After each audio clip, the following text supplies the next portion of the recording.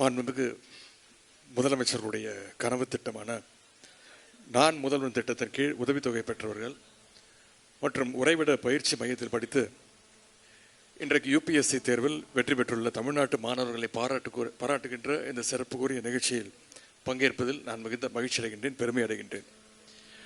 நம்முடைய முதலமைச்சர் அவர்கள் நான் முதல்வன் திட்டத்தின் கீழே இங்கே 50 முதல்வர்களை உருவாக்கி இருக்கின்றார்கள். உங்களுடைய கனவை நம்முடைய திராவிட மாடல் அரசு இன்றைக்கு நிறைவேற்றிருக்கின்றது. ஒரு காலத்தில் இந்தியாவுடைய அனைத்து மாநிலத்தில் தமிழ்நாட்டிலிருந்து மற்ற மாநிலங்களுக்கு பயணம் செய்யும்பொழுது ஐஏஎஸ் ஐபிஎஸ் அதிகாரிகளாக நிறைய தமிழ்நாட்டு இளைஞர்கள் மாணவர்கள் அங்கே இருப்பாங்க.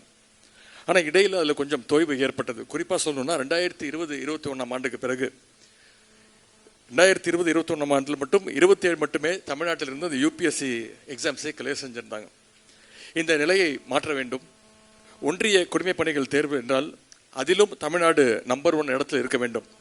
இந்த லட்சியத்தோடு தான் நம்முடைய முதலமைச்சர் அவர்கள் இந்த நான் முதல்வன் போட்டித் தேர்வுகள் பிரிவை தொடங்க உத்தரவிட்டார்கள். இந்த சிறப்பான திட்டத்தை தொடங்கி வைக்கின்ற வாய்ப்பை எனக்கு வழங்கிய முதலமைச்சர் அவர்களுக்கு இந்த நேரத்தினுடைய நன்றியை நான் தெரிவித்துக் கொள்கின்றேன். நான் முதல்வன் போட்டித் தேர்வு பிரிவின் கீழ் வழங்கப்படுகின்ற அந்த ஊக்கத்தொகை என்பது வெறும் நிதி உதவி கிடையாது. ஒன்றிய அரசு குடிமைப்பணி என்னும் உங்களுடைய கனவின் மீது வச்சிருக்கக்கூடிய முதலீடு.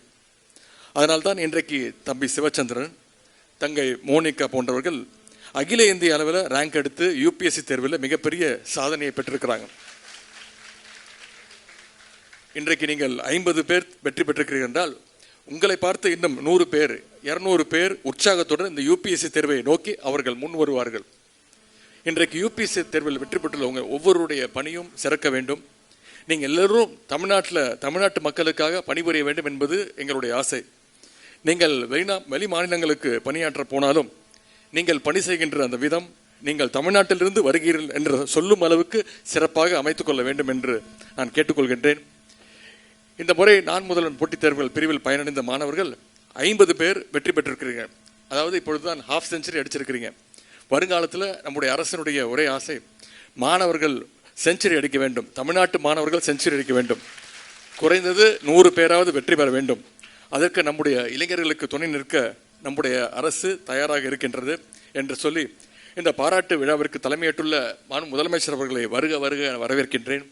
நம்முடைய மாண்புமிகு மனிதவள மேலாண்மைத்துறை அமைச்சர் சகோதரி கயல்விழி செல்வராஜ் அவர்களையும், தலைமைச் செயலாளர் திரு முருகானந்த் ஐஏஎஸ் அவர்களையும், மதிப்பிற்குரிய அரசு கூடுதல் தலைமைச் செயலாளர் பயிற்சித்துறை தலைவர் திரு விக்ரம் கபூர் ஐஏஎஸ் அவர்களையும், மனிதவள மேலாண்மை துறையினுடைய அரசு முதன்மை செயலாளர் திரு பிரகாஷ் ஐஏஎஸ் அவர்களையும், தமிழ்நாடு திறன் மேம்பாட்டு நிறுவனத்துடைய நிர்வாக இயக்குனர் திரு கிராந்திகுமார் பதி ஐஏஎஸ் அவர்களையும், சிறப்பு திட்ட இயக்குனர் திரு சுதாகரன் IRPS அவர்களையும், வந்திருக்கக்கூடிய ஐஏஎஸ் ஐபிஎஸ் IFS பொறுப்புகளை ஏற்க இருக்கின்ற உங்கள் அத்தனை பேரையும் இந்த நிகழ்ச்சிக்கு வருக வருக என வரவேற்கின்றேன்.